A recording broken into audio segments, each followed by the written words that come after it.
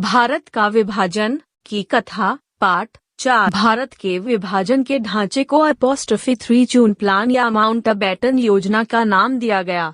भारत और पाकिस्तान के बीच की सीमा रेखा लंदन के वकील सर सरल रेडक्लिफ ने तय की। हिंदू बहुमत वाले इलाके भारत में और मुस्लिम बहुमत वाले इलाके पाकिस्तान में शामिल किए गए। 18 जुलाई 1947 को ब्रिटिश संसद ने भारतीय स्वतंत्रता अधिनियम पारित किया, जिसमें विभाजन की प्रक्रिया को अंतिम रूप दिया गया। इस समय ब्रिटिश भारत में बहुत से राज्य थे जिनके राजाओं के साथ ब्रिटिश सरकार ने तरह तरह के समझौते कर रखे थे। इन 565 राज्यों को आजादी दी गई कि वे चुने कि वे भारत या पाकिस्तान किसमें शामिल होना चाहेंगे।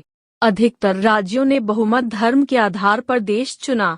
जिन राज्यों के शासकों ने बहुमत धर्म के अनुकूल देश चुना, उनके एकीकरण में काफी विवाद हुआ। देखें भारत का राजनीतिक एकीकरण। विभाजन के बाद पाकिस्तान को संयुक्त राष्ट्र में नए सदस्य के रूप में शामिल किया गया और भारत ने ब्रिटिश भारत की कुर्सी संभाली।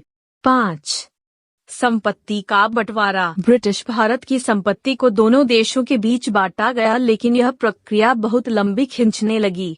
गांधी जी ने भारत सरकार पर दबाव डाला कि वह पाकिस्तान को धन जल्दी भेजे, जबकि इस समय तक भारत और पाकिस्तान के बीच युद्ध शुरू हो चुका था और दबाव बढ़ाने के लिए अनशन शुरू कर दिया।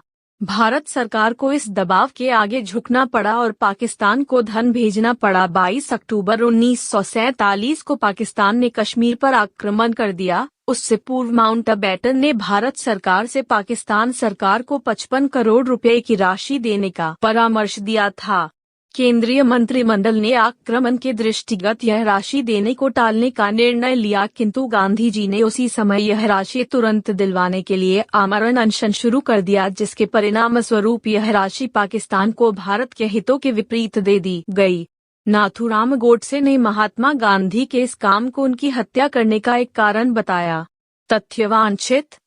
बहुत से विद्वानों का मत है कि ब्रिटिश सरकार ने विभाजन की प्रक्रिया को ठीक से नहीं संभाला, क्योंकि स्वतंत्रता की घोषणा पहले और विभाजन की घोषणा बाद में की गई। देश में शांति कायम रखने की जिम्मेवारी भारत और पाकिस्तान की नई सरकारों के सर पर आई।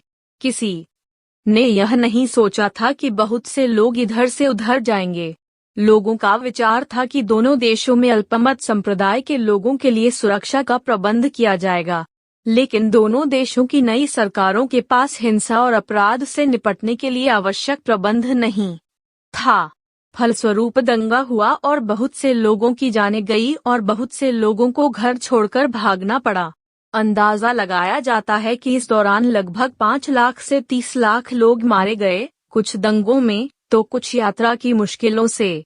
आलोचकों का मत है कि आजादी के समय हुए नरसंहार व शांति के लिए अंग्रेजों द्वारा समय पूर्व सत्ता हस्तांतरण करने की शीघ्रता व तात्कालिक नेतृत्व की अदूरदर्शिता उत्तरदायी थी।